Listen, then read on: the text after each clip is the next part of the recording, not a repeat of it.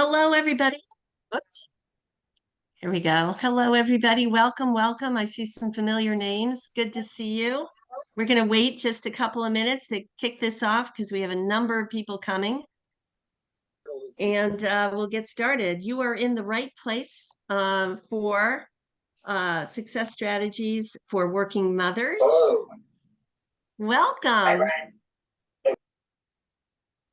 Welcome, welcome. Alexi, I have a question for you. Am I putting up the PowerPoint deck or you? I can go back and I can find do it if you have it. Okay. Am I able to? Yep. Awesome, awesome. Let me just do that right now while you're admitting everybody. Good, I can do that. All right. Welcome, everybody. All right, let me just make sure we have all the right things people set up. Okay. All right, everybody, I'm going to kick things off while people are coming. You are here at Harvard Business School Women Association, Success Strategies for Working Mothers. We are welcomed by Andrea Jung and Joann Lublin. Welcome, everybody. Thank you to our prestigious speakers. I'm Sherry Sklar. I'm the CEO of my own consulting firm, and I also am an operating partner at a growth equity firm. But in this capacity, I'm on the board of the HBS Women Association and oversee programming. And I have the distinct honor of hosting this wonderful event. For those of you who don't know, and before we kick it off, I'm going to just jump into a couple of things to point out for the audience. We're a national organization now. We used to be just here in New York, but now we're all over the country, and a lot of people from around the world join us for our events. And I am so excited about this topic.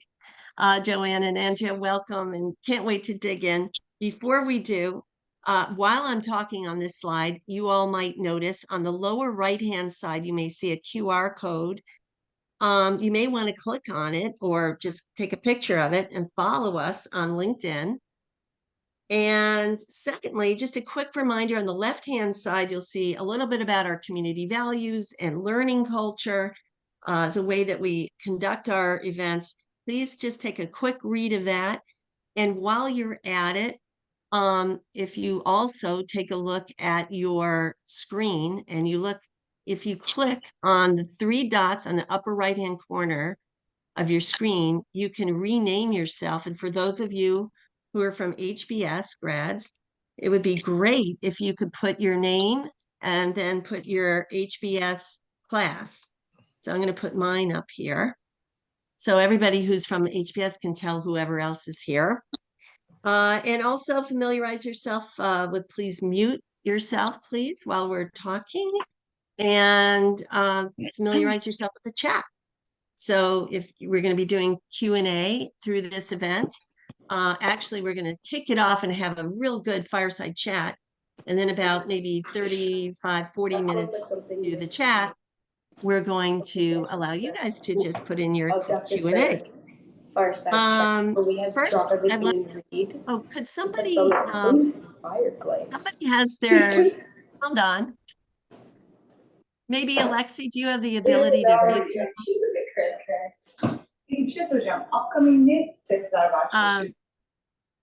Okay, guys, I think I just heard. Thank you.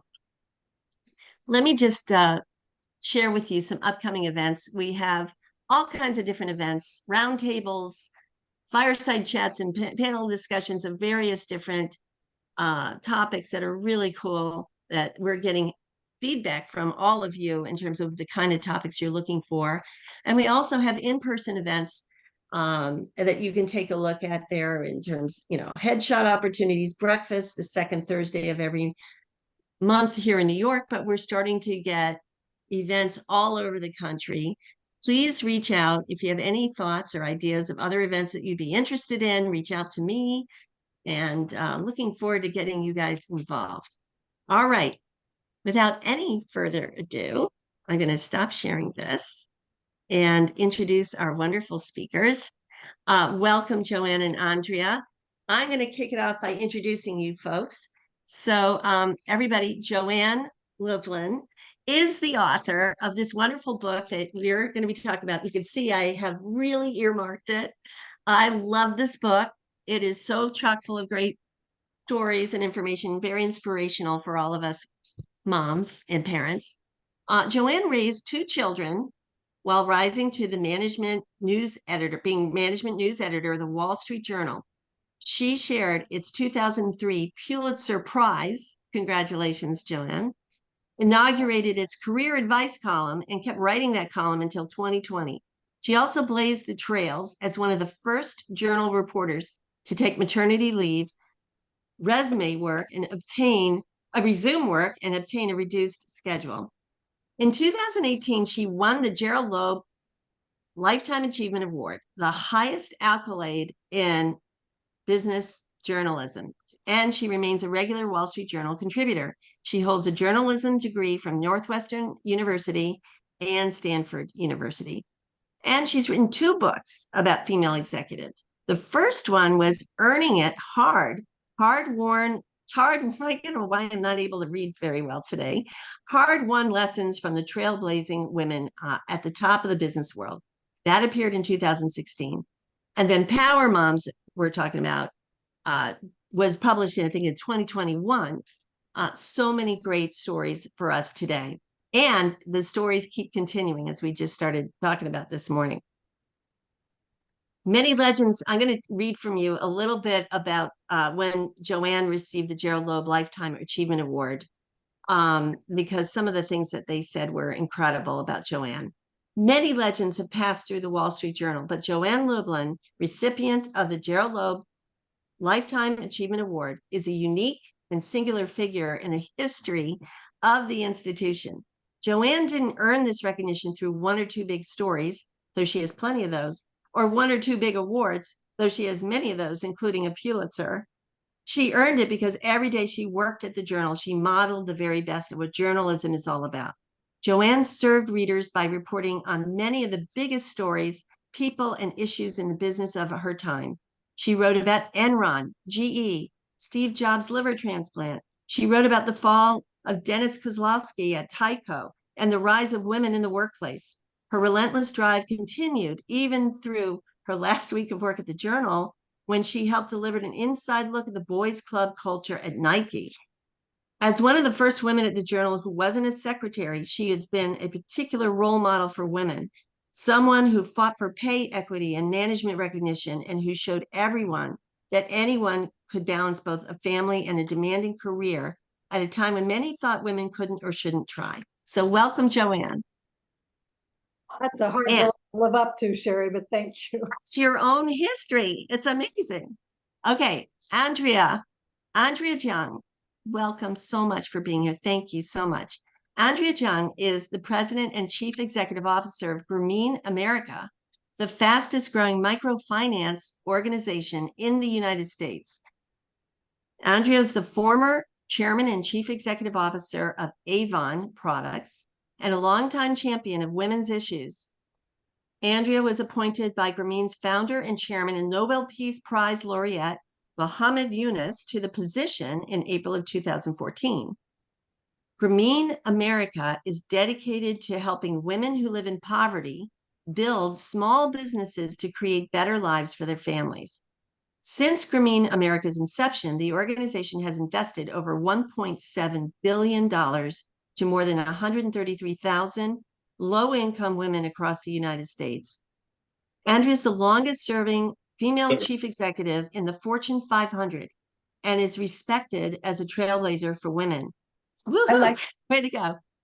these first that they do the Okay. And Alexi, if you could mute everybody, that would be so helpful. She served as the CEO of Avon from 1999 through April 2012 and as chairman from 2001 through December 2012. During her tenure, she was responsible for developing and expanding economic earnings opportunities for over 6 million women in more than 100 countries. She has been lauded globally for her pursuit of public-private partnerships to end violence against women and to stem the breast cancer epidemic. Under her leadership, the Avon Foundation for Women raised and awarded nearly $1 billion to support health and empowerment causes, becoming the largest women-focused corporate philanthropy around the world. Ms. Jung's efforts were recognized by the Clinton Global Initiative, which in 2010 honored her with the Clinton Global Citizen Award for her visionary leadership in solving pressing global challenges. Welcome, you guys. We are so happy to have you both. And thanks for being here. So much to talk about, just to set the stage. I have a daughter also, and all of these points that you brought up, Joann, in the book, and Andrea, your stories just resonated so well with me. And I think that's why we have such a interested audience here. So I'm going to kick off with the very first question. And everybody, just so you know, this is going to be a fireside chat. And somewhere around 20 minutes until the top of the hour, we'll have this chat, and then everybody can kick in with their Q&A. All right. Joann, you interviewed 86 women and 25 of those women's daughters for this book, Power Moms. The women came from two separate generations. Wave one came from baby boomers from 1946 to 1964. And wave two came from 2/3 came from Gen X and 1/3 were millennials. So everyone in the second wave was born between 1975 and 85. If you were to describe the main differences between the two different waves that you interviewed, what would be the similarities? What would be the differences? And, what were some of the inherent biases that women dealt with as moms in wave one that in wave two, thankfully, they didn't have to deal with? That's an excellent question. And it indeed was what I was trying to find out in undertaking this book. Had things really gotten any better for the younger wave of women who not only became moms, but also got into the executive ranks?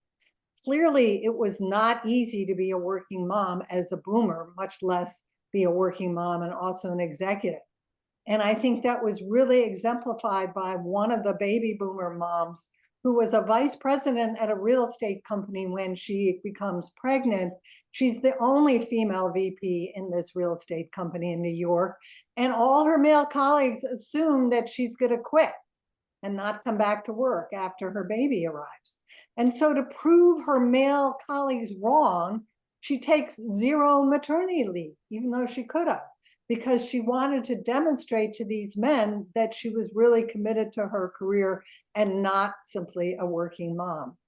And that issue perpetuated itself for her as her daughter got older. She herself, by the way, was a single parent, as was Andrea the entire time she was Avon CEO. So when her daughter enters middle school and is now playing on a school softball league, she wants to leave work in the middle of the day to go to her daughter's volleyball or softball games, but she doesn't want to tell the male colleagues that she has to do something for work. So she just says, I have a doctor's appointment. Well, by the 5th Wednesday in a row where she's leaving at the middle of the afternoon, they're starting to get worried. Are you okay? They ask. And she says, yeah, I'm fine. So what I found as I looked back after reporting the book was that there was a profound cultural shift for that younger wave. That was due to 3 changes. Number one was for these younger executive moms, there were advances in technology. When my children were young, I often worked late at the office because if I was able to get online from home, it took forever to dial up. A second change that I saw among the younger wave was that they had much more involved and committed spouses. To some extent, it was sort of the ticket of admission. They refused to have a long-term relationship or get married unless the person who was going to be their partner, normally it was a guy, was willing to be an involved parent. And the third change that contributed to that profound cultural shift was the fact that the workplace had changed. As boomers, if you didn't like where you were working and wanted to go work for a family-friendlier workplace, there just weren't very many around. Whereas the younger wave could vote with their feet. Not only that, there were more women in senior management. Women like Andrea were rising to the top, were becoming CEOs who could not only serve as mentors, but they could be role models and sponsors and bring up those women and educate them about what was possible and how to get around the persistent, subtle forms of gender bias. Unbelievable. That's totally fascinating when you actually can take a look back and look at, current times as well. Andrea, you were an interviewee for both of Joann's books. How do you react to, when you see what has been emerged from Joann's research in this book and what you have lived personally? Oh, I think you're on mute. Thank you for having me, and Joann, great to do this again with you.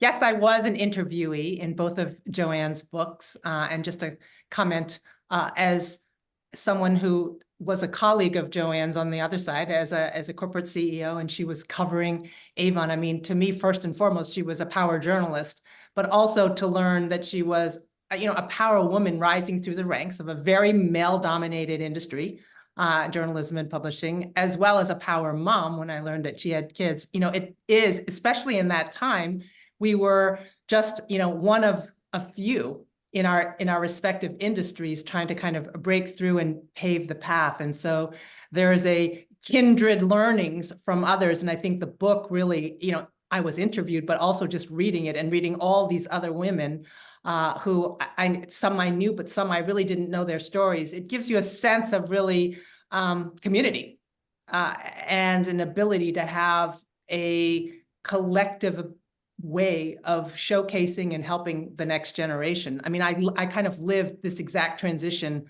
that Joann is talking about. I was one of 3 women CEOs in the early days, and the other 2 had stay-at-home husbands who took care of their kids, and I was a single mom. So the challenges for me, I think, were that much greater, certainly back in the late 90s and early 2000s, whether it was the travel, the guilt, I'm sure a lot of things that we will talk about.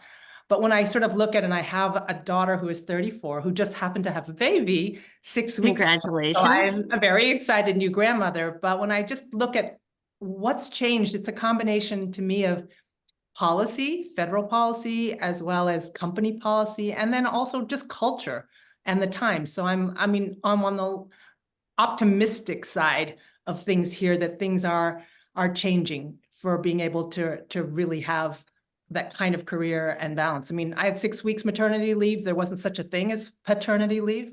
Let's just start with that. Right. She has 20 weeks maternity leave, and her husband has 16 weeks paternity leave. Wow. So, Things have improved. Things have definitely improved. The pre-COVID, post-COVID culture change of being able to have some flexibility, even when she does return back to work. I mean, I had to just jump right back in on day 1 of week 7, 5 days plus a week, and all that comes with being a senior executive at the time. And she will ease back in a culture that's now 4 years after the pandemic, 2 days, 3 days a week, hybrid, and ability to work from home, both of them. So I do think that the table is set, if you would, for a different set of support systems and flexibility in 2024 than it certainly was back in 1989 when my first child was born. So I'm optimistic. But being part of the experience of learning what other power moms do, and just it's just fascinating for me to read, because the generational shift, and there were very specific things. I didn't have FaceTime. I used to travel all the time. And when I was in Turkey, trying to help out with flashcards, no FaceTime is a big difference when you're trying to do it just, on the phone alone. So technology certainly helped. But Sherry, I'd like to jump in here and talk about the fact that even today, the Gen Z moms that are new moms are still dealing with lots of forms of subtle gender bias. Think about the fact that when Johnny gets sick, who do the schools call first? They generally call mom. They don't call dad. And why do they call mom first to say, you need to come pick up Johnny, he's sick? Well, it's because we're our own worst enemies. We list our name and phone number first because we want to be called first, or we presume that we should be called first. Anyone who's on this call who has done that and has more than one child ought to rethink this and maybe put your lifetime partner or husband's name first as the primary contact for child number 2. Why not? Why not? You bring up a good point about subtle forms of still that might be around in terms of discrimination. You know, women used to worry, and you pointed out in some of your discussion just a little bit ago, that they may come across as less dedicated than, you know, people that are not pregnant or not taking time off. And that was the way it was in wave one. Is that still around? I mean, are people still worried about discrimination? Are they worried about that kind of perception anymore that we used to in wave one? Or, you know, and also is there still pay this, you know, equity, lots of problems there, but can you speak to that as well, Joann and Andrea? What do you see out there? Well, I think, as I said, there are many ways in which subtle gender bias persists, and some of it affects the guys. If they want to take their full parental leave, they're somehow looked upon as being less than committed. And in fact, there are men who are worried that if they take their full parental leave, they will be daddy tracked. Well, So even now, even now. And in fact, the motherhood pay penalty is alive and well. There was a study released this month that was done in Canada, and it looked at the impact on employment income after a child's birth. And it found that mothers' earnings decreased by 49% the year of the child's birth, and the penalty is 34.3% 10 years later. Yet the father's earnings are largely unaffected. And that's often because the woman has chosen to work a reduced schedule or to stay home entirely, or has chosen a career path that has less income. Meanwhile, there's still many fewer men taking parental leave than women. The Wall Street Journal reported in December that 93% of women are taking their paid parental leave, but just over 60% of men. So that's part of what is still both absolutely obvious bias as well as more subtle forms. 1,000% agree that there's still subtle bias. I was on a board call, an engagement call with some associates from around the world at one of the European boards I sit on, and the company has instituted a lot of workplace policies, including much more extended paternity leave. But a young father was saying exactly what Joann said. You know, I get X amount of weeks, but you know, I don't think I need to take them. they're worried. Take them. There is a daddy track worry. So, and this is when the policy is already in place. So I think these things aren't going to happen overnight. I think it is going to be not a revolution, but an evolution, but an important one. But I think that leaders have to take a real role model stance here. I too, when I first became a mom, would say I have an outside appointment rather than I'm leaving for a pediatrician appointment or to go to my daughter's game. And I realized very quickly that when I would walk out to go to my daughter's game as the CEO, I was walking past executive assistants, other people's offices, and that if I just simply said, I am leaving to go to Lauren's game, and it was 3:30 in the afternoon, that sends a very powerful signal. It's not a company policy, it's not, you know, a memo, but by example of the people at the top, and this is true not just as the CEO, are going to make it okay culturally. Yeah. It is like a shot. I'm sure that everybody was picking up the phone and saying she just left and she said she was going to a game, and that telephone game of, and that becomes then safe. It's safer. It's okay. And you don't realize the power of those small but very important signals that balance is important. You know, Yeah, the importance of being a role model you're talking about. Yeah, Joann, go ahead. I just said the other issue that we're still facing is, as much as Andrea pointed out, that we now are able to work remotely, part-time or full-time. Again, there is data now starting to come in showing that those who are working fully remotely are more likely to get laid off first, and they're less likely to get promoted because it's the out of sight, out of mind phenomenon. Proximity bias, which is who your boss can see, next to him or her is the person that gets the plum assignment, the promotion, or doesn't get laid off. And so as wonderful as it will be for Andrea's daughter and son-in-law to resume work on a partly remote basis, they have to also be thinking about what are the career consequences for that as a working parent. Yeah, and I really love how you brought up, both of you, what can companies do better to be able to support their employees? And, Andrea and Joann, you mentioned several of them, but what do some of the best companies do to serve working parents well? Continue with that thought. What else can be, because I love what Andrea said, she was like, really role modeling for the whole company. So it's saying she made it okay. But what, Joann and Andrea, what do other companies do well and that, we as executives should help reinforce in our own companies as well?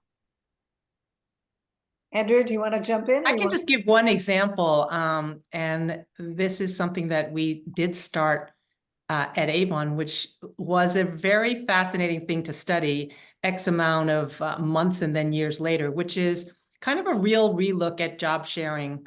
And this is something that we started in the sales organization. And, the fast forward on this is that as people were coming back to work after maternity leave, or just because they wanted more balance in terms of being able to raise children, that if we had a territory or a sales area that was covered by Sherry for, 5 days a week, Yeah. actually Sherry doing it 2.5 or 3 days and Joann doing it 2.5 or 3 days worked for both Sherry and Joann, and the territory grew. Because they're having two people who focused on a little bit different things, a little bit of different customers, et cetera, actually expanded the reach. So it was good for the business and worked, again, for the two parents. And so I would just use that as an actual literal example, because before we really tried it, there was this perception of that's never going to work. You can't have two people sharing a job. And we piloted it and then actually rolled it out. And in certain, maybe, as a general counsel, probably not possible. But there were roles that really actually benefited from having people who were collaborative and actually shared the either territory and or the responsibility. And that is something that we found really as a company, not just policy, but practice, had a win-win. The fact that you really led that effort to make it happen, though, was critical. A leader at the top who's saying, this is important. We need to try this. We need to do this. And that I would think that would be something really important for all companies, to have a leader at the top initiate or lead something like that. That is just, I think, the one point that I wanted to just follow on was that, I think both of us would say it's 2024. There are some improvements, but there's still a lot of work to be done. And it does have an onus, though, on the leadership, the board, the leadership, because I think just to say, it's all the younger generation going to have to make this okay and lose a lot of the legacy cultural concerns or perceived biases. That's too much of a lift. And to that point, that's why I thought there was a great example in Power Moms of Jen Hyman at Rent the Runway, the CEO and co-founder of Rent the Runway, one of the younger executives featured in the book.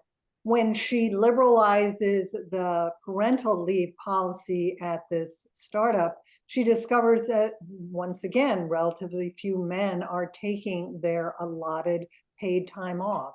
So when her chief technology officer, who is a guy, decides to take his full parental leave, she insists that he broadcasts his decision not just to his team, but to the entire company, and explain why this is important to him and why it's important to the company.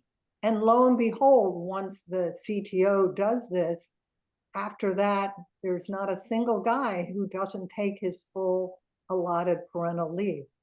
By the same token, another policy that she puts into effect is that when parents come back to work, they're allowed to gradually reintegrate into the workplace. They come back on a reduced schedule for several months, but at full-time pay. So that too is something that employers could think about. Excellent points, and so many great stories in the book about this topic. We're talking about what corporations and what leaders can do in corporations to better, or companies to better support working women, working moms and parents.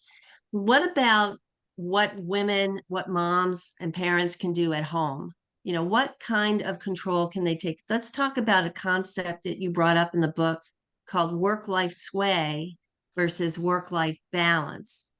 Can you describe for everybody what that was, Joann? And Andrea, maybe you want to kick in and talk about what your version of that is. So work-life balance is this totally impossible ideal. No one can possibly maintain that yoga pose where you have the bent knee against your leg for 24/7. But that's sort of how I imagine work-life balance. Until I reported Power Moms, however, I was unaware that there was an alternative approach.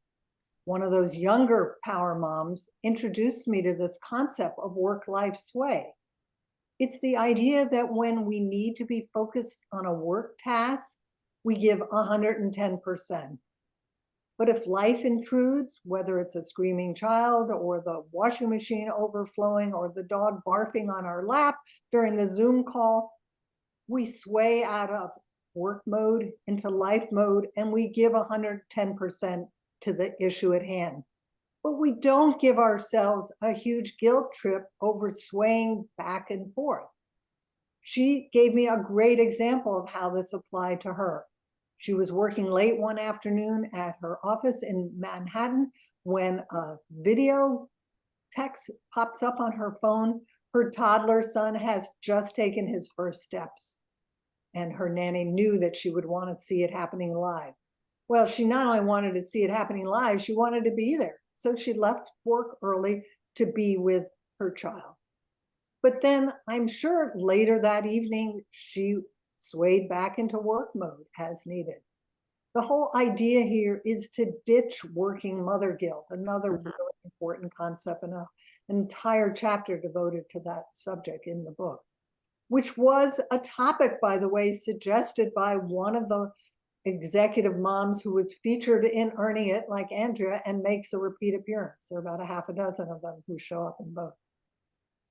So, Andrea, what about work-life sway for you? I And mean, I how do wish you I had understood that term and read some of this, because it probably would have saved me 10 years of being a concocted pretzel all the time.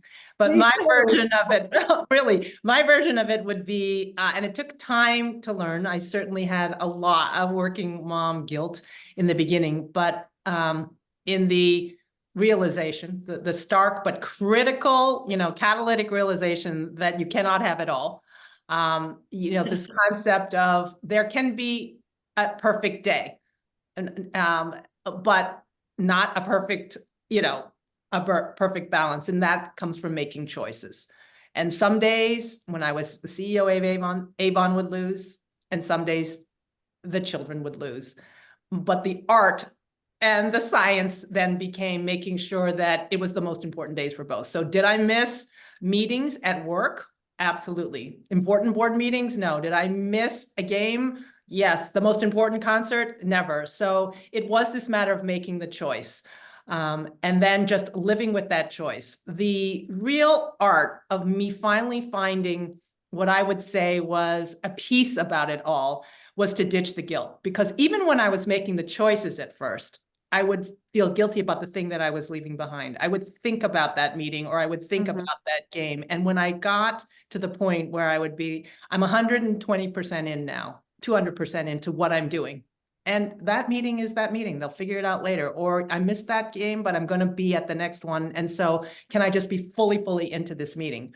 And once I was able to do that, which took practice and discipline, it really did.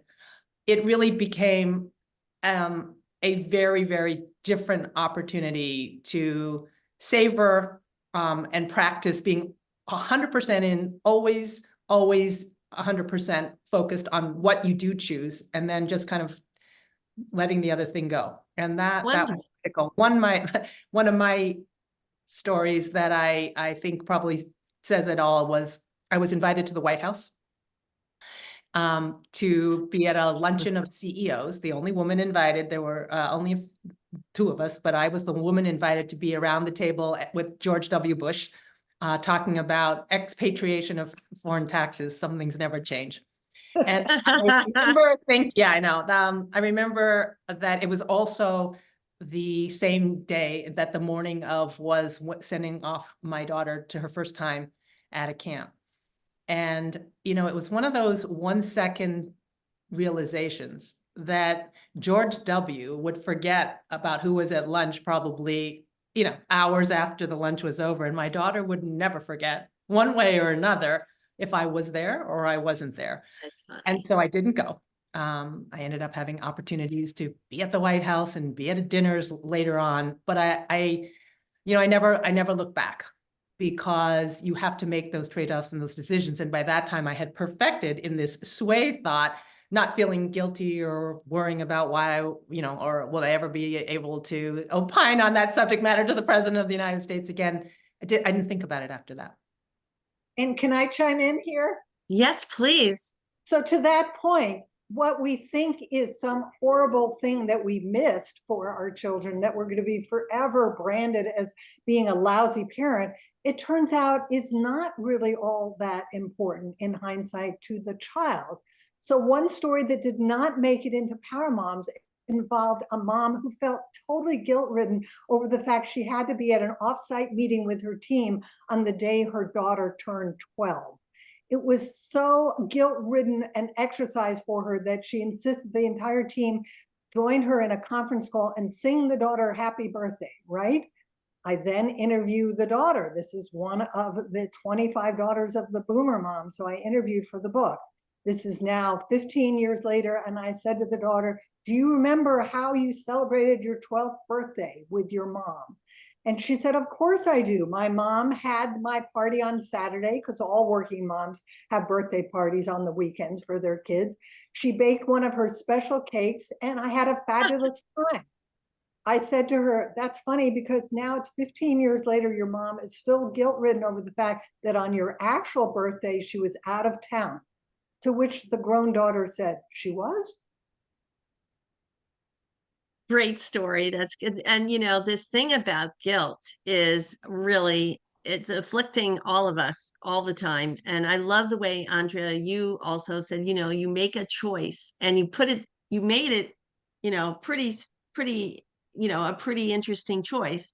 What is she going to remember for the rest of her life or not? And Joann, when your story is some of the things that we worry about are not something at all that our kids would be so traumatized by. So it's really something. Well, you have a whole chapter about how to ditch the guilt. I mean, what were some of the other things that people talked about? Or what were some of the other methods that people use to ditch the guilt? I think of the 10 hacks that are in that chapter, 2 really stand out. One, again, was suggested by the executive mom, who is one of those 6 examples from both books. She's actually the one that proposed I have a chapter on ditch working mother guilt. Her suggestion was that we look at our lives as the glass half full, not the glass half empty. If we are finally sitting down to dinner with our children and our loved partner, but it's 6:30, don't give yourself a hard time over the fact that, OMG, we're not eating dinner again till 6:30. Celebrate the fact that it's a weeknight and you're actually eating dinner with the person you love the most and your offspring. I think the other really important hack in the Ditch the Working Mother Guilt chapter is the notion that self-care is not selfish care. We need to take care of ourselves, and if we don't, we can't possibly take care of the rest of our family. In my own case, one weeknight when our son Dan was still a toddler, he was happily playing with Legos with his dad, so I decided to take a bubble bath. He's about 3, and no sooner than I sink beneath the bubbles that there's a pounding on the door. Mommy, mommy, what are you doing? And I said, Dan, I'm having some me time. I want to have me time with you, mommy. I said, I appreciate that, Dan. How about you go back, play with your Legos with your dad. When I'm done with my bath, I'll read you a good night story. But there's so many great things about that chapter. I love it. I'm going to just take a quick, I had a comment that someone made, and now we're going to start opening it up for those of you that want to ask some questions to Andrea and Joann. Feel free to drop it in the chat. But I wanted to read something that somebody just wrote, and she said, even 8 years ago, my manager fed into the bias by agreeing with my colleagues that I would likely not return to work after child leave, even though I told him I would and did. And he kept joking with them that I would stay home. Also, it's extremely challenging when spouses aren't supportive and we are left dealing with the brunt of the childcare responsibilities. Any comments on that? Well, it shows plus ça change, plus c'est la même chose, or as we say in English. Not much has changed, and it's why we have to keep fighting the good fight. But it's also important that we set not only ground rules when we embark on a long-term relationship with someone who will be our life partner or our spouse, but that we revisit the situation because our circumstances will change. Our careers will go in different directions. Lo and behold, our children will get older. Again, I'm struck by a really great example from the book. One of the younger power moms is going back to work after her second maternity leave, but she knows life's going to get really complicated. And so she essentially draws a line in the sand and says to her husband, you need to step up your game here. We are co-parenting. That's what we committed to. You need to put your money where your mouth is. He says, I get it. I get it. How about I now schedule the pediatrician appointments? I take the kids for their well kid checkup or any other reason to go to the doctor. She says, that would be a great first step. And then there's a long pause and he says, and what's the pediatrician's name again? Number? My reaction is that I hope there were other people in the room, or if I go prospectively, who have the courage to call that out. Because without that, I'm sure there were people who were thinking, that is not cool that he said that. But if no one says anything, it perpetuates this long-standing systemic, unfortunate bias. And to have the courage is what I would say, to be able to say, or, to call that out, and or whether it's to HR, to somebody, or right there in the room, which is the most courageous of all, is what it's going to take. And it's time. Yeah. It is just time. I mean, there must be. But it is time, because if you just say, oh, I can't believe he said that, but that's how he feels, and you just inwardly think that, we get nowhere. But it goes back to the culture set by the top executive, because, if you feel fearful for saying something, that's because somebody set that tone in the company. So it's tough, but you're right. You have to be courageous, but at the same time, there's a reason why somebody feels hesitant, perhaps. I don't know. So much discussion around sort of being a parent coming off leave. But I think, as all of us know who are parents, parenting never stops, whether they're 34 months or 34 years. I had an executive on the role modeling front who her son was older. He was a teen or a young teen, so probably maybe 12, 13, and fell and had to go to the emergency room. And they had called her, and she was about to have a big presentation to me, the CEO. And I could just see the look on her face. And she just said, Bennett fell, but I called my husband. He's closer. It's all the way in Connecticut. I'm not going to go home. And I just stopped the meeting. We just said, no, you're not going to be able to be fully in this meeting. And I'm not going to be able to be fully in this meeting because I hope he's okay. So you need to get in a car right now and get back home. And, again, you've got to role model it as the leader. And, the parenting is a lifetime, and it's not just in the earlier days or if they're babies. It's just, I think, that acknowledgement that it's just part of, your, And how grateful. She must have been so grateful to Yeah. have a boss, to have somebody superior who's like just thinking in that manner. I want to go back also to But what something. was one Yeah. detail that Andrea just left out of that story is that she was doing this presentation in front of Andrea's entire senior management team, which was predominantly men. And Andrea makes this announcement again, role modeling in front of the entire meeting. She doesn't quietly, whisper to the woman, no, you don't have to do the presentation, go home. She says, your son needs you, the presentation can wait. And so the men Yeah. saw it was okay for them to be involved parents too. Right, Andrea? right, Joanne. No, I mean, I think these things have to be done publicly. Whether it's the example of calling somebody out who's saying, you know what, I bet you she or he won't come back. All the way to the example that I just gave, and it's not just once, but it has to be, one time does not equal a culture, but it is the start. Without it, it perpetuates the wrong culture. The other thing I think is a very powerful message in the book is that you don't have to reinvent the wheel. And this is not a solo journey. There are so many companies now that have very, very powerful and very effective employee resource groups that are set up for caregivers, that are set up for parents, that are set up for single parents, that are set up for single dads, that are set up for those who are parents by choice. And so the idea here is there's solidarity in numbers, and particularly if you've got a good executive sponsor who's got the ear of the CEO, you're going to get changes made by doing things as a group. Yeah. And Joanne, you also mentioned some strategies that moms can use to help get their spouses to help out a little bit more. Can you talk through about, some of the solutions? And in the book, you have so many different examples of moms that created some unique mechanisms to work things out better with their spouses or work things out better, make it easier for them at home. What are some of those examples? I thought they were very creative, what women came up with. And Andrea, you probably had a ton. So, do you know, I mean, in the one example you just mentioned, the mother talked to the spouse and said, hey, I need you to start kicking in and, calling and taking care of the doctor appointments. But what happens if you don't really have a willing spouse, or, what do women do? Well, I think a lot of this became very crystal clear during the pandemic when many parents were stuck at home trying to do their jobs and also raise and educate their kids.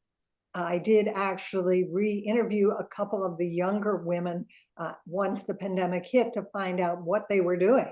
And in one case, not only were they both trying to start businesses and start the businesses from home, they now had two little school-age children underfoot.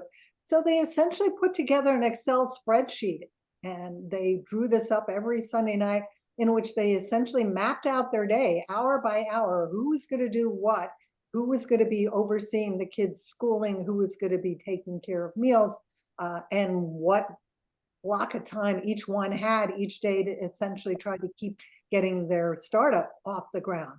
This was something that had not been necessary, obviously, pre-pandemic, because though they worked from home, the kids were in school. Another great example, I thought, once again, from one of the younger wave executive moms, was the fact that she was a rising star in her company. Her husband was joining his father's surgical practice. When they get married, they decide that they're going to have quarterly strategic planning meetings. And they do this and continue to do it to this day, where they sit down generally late at night over a glass of wine and they review how are things going with their relationship, how are things going with raising their children, how are things going with how they've decided to share the household duties, as well as what is called the mental load, the unspoken, the unwritten tasks, the juggling of the schedules. But in their case, for instance, during one of those quarterly strategic planning meetings, she was pregnant for their first child. They debated whether they were going to need a nanny and concluded that they would. I don't think you need to have something that formal, but you do need to have regular check-ins, because for one thing, you may end up deciding one parent wants to be or needs to be the stay-at-home parent. If that is the case, what are the rules of the game, and when is that stint up? And does the other parent then need to be the stay-at-home parent? In Andrea's case, she, as I mentioned, the whole dozen years she was CEO was a single mom. So that's a whole nother set of issues. I was just going to ask Andrea, I mean, being a single mom didn't even have us, and maybe it made it easier. Well, I mean, No, but my fast answer to that is it takes a village. And there's just no doubt. I had to have several strategic planning meetings with my ex-husband, with my parents. My parents, my mom in particular, took a very, very active role. And literally, if I was on a trip that was longer than 3 days, she would come. So that really meant giving her a calendar for a year, or as far out as I could, because she didn't live in the same town, and I could have never done it.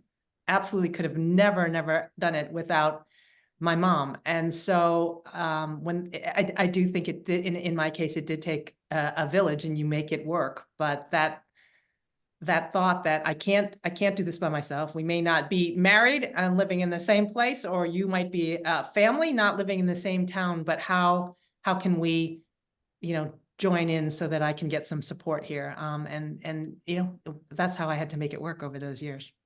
I wow, also think that's it's so important. I think it's also important to pay it back. There was one very minor example in the book of a woman who during the school year often relied on stay-at-home moms in her neighborhood when her childcare arrangements fell through, or it was late in the day before right. she could get home from work. But what she deliberately took time off during the year, a whole week's vacation, in which she essentially opened up her house. She made sure it happened over a school break, to the children of the stay-at-home moms to come play at her house for a week as a way of paying it back. So great. A couple comments came in, so I want to read them and get your reactions. Let's see. Here's one. It says, I struggle with how best to talk to my children about my job in an effort for them to understand why I miss XYZ event or moment and be inspired by my work ethic and what I do, without said discussion being interpreted as self-promotion or as work being my priority over motherhood. Any comments?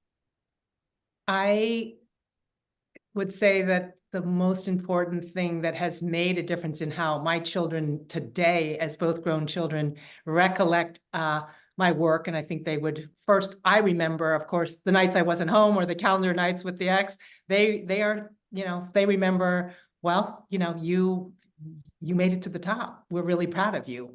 But having them involved in what you do is really critical. I really found that. So why are you missing that meeting, or what is the purpose of the work Right. that you are spending this amount of time on? And there are little ways that didn't feel and don't have to feel like self-promotion, bringing them once, to work events where, in our case at Avon, we were celebrating women's empowerment, and we were recognizing people, just people who really from nothing really made it to the top. And bringing my children to some of those events was very, very powerful. And I mean, I remember bringing my daughter to a recognition event when she was 5 years old, and my son pretty much the same age. So not just take your children to work day, but just some selected times where I felt they could really understand what not just that I went to work, but what the company or the work actually that I was doing was all about. It probably, I was thinking they're pretty young, but they remember that more than I thought. So Yeah, it gets some, real sense of what you're doing and to be part of it. Joann, do you have a comment on that? Yes, and I would agree with what Andrea said, but also it's important that your children understand that you love them as much as you love what you do for your job. And as putting that in the same sentence and explain to them, how much I love you, how we hug each other goodnight. Well, I love my job because my job does X. And explain what is meaningful to you about that job, and And they how learn from you. when you're at work, you never stop thinking about them. Oh, I love that. There's a comment that somebody made. I think it reinforces what you both are saying. When my son was little, I explained to my son that mommy has an important job because she leads a team, kind of like his coach for sports. My team depended on me to help them do their jobs better. I also brought my son to work to meet my coworkers so he had a positive view of my job and knew who I was going to meet, which made it more relatable for him. Thought that was really good. All right. And I think This just is, saying that, yeah. you love them, but you also love your work, as opposed to, I have to go to work to make money. Right. I don't Yeah. want to go to work, but I have to go to work. I mean, I've actually heard someone say that, which I think doesn't help with the children, but I think it's okay to say, I don't want to leave you, but I do love my work. Those are two very different things, as opposed to, I don't really want to go either, but I have to. I think that children need to understand that, and I think it turns them into different employees and people who Yeah. choose work they're passionate about. I can see that in both my kids now. Again, in hindsight, 3 decades later, but I think it is okay to love your work or be passionate about the work, and that's why, you've been able to become a power. Yeah. We're coming up to the top of the hour. It's going so quickly. I wish we could talk for hours about this, but before we go, I wanted to ask you both if you had one key takeaway you want our audience to take from today's talk. One thing that, based on all your experience or your knowledge about this topic, what would it be? Joann, maybe you want to start. Sure. I would say you should make wise choices. You should choose your life partner wisely. You should choose your workplace wisely and vote with your feet if it turns out not to be what you expected. And most importantly, you should choose your mentors and sponsors wisely. You're going to need different mentors and different sponsors at different times and stages of your career. Very good. Thank you. He stole my thoughts, so I will end on this, which is, be forgiving on yourself. Don't be so hard on yourself, because it's mostly you being hard on yourself. Your children will be fine. They will see the positives, be proud of you. I think Joann's story about the daughter who remembers how great the party was, as opposed to the fact that her mother was traveling, or even, oh, was she traveling? I mean, those things they stay in our heads for a long time. But in the big picture, zooming out, I think children are proud. Children are proud of their parents. I think, the points that you both brought up, so great. And I also, from my own experience, my daughter is very proud of me. I do share what's going on in my career with her, and it has made a big impact, I think, on her and she's proud of her mom. I'm sure your kids have been proud of you guys. And the way that, you're award winning and the leaders of our time. We have just 1 minute, but just a quick comment on that. Being an executive mom, power mom, how did that impact your relationship with your kids? Well, in my case, I think it has made both of my children much more committed to gender inequity, getting rid of them, that is. They're very, very cognizant of the fact that we're still dealing with subtle forms and not so subtle forms of gender bias.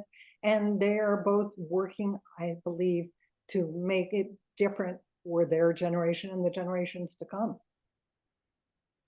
I'm Thank you, Joann. going to end this on a little bit more humorous front. Good. That I was being honored one day as executive, parent, working, mom, boss of the year.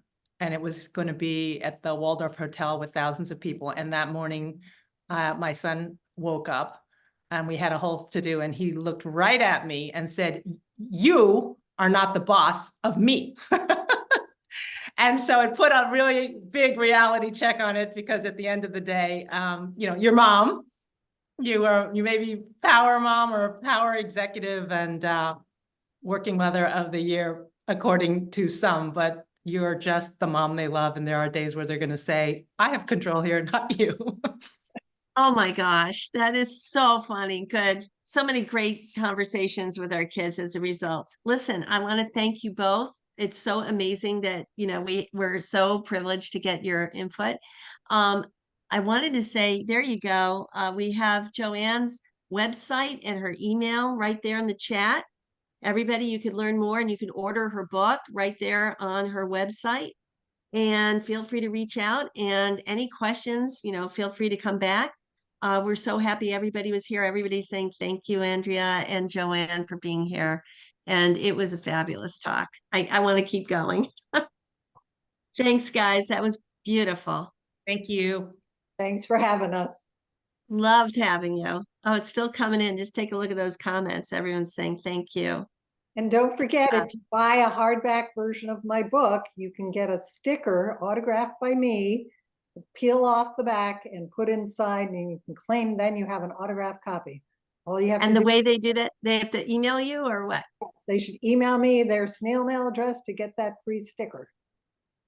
Thank you, Joann. It was a great book. Believe me, I loved it. And Andrea, you keep going. You're doing such a great job for all women. We really appreciate it. And guys, more to come. Thank you for being here.